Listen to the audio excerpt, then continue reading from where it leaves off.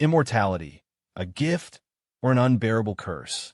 Imagine millennia watching empires rise and crumble to dust, lifetimes blurring into one. Myth.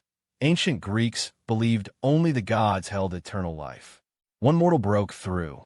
He walked the earth, a silent observer, skin etched with stories only he knew. But the vibrant hues of the world faded. Love became a fleeting echo. Pain, an endless companion. He longed for the sweet release denied to him. He began his quest.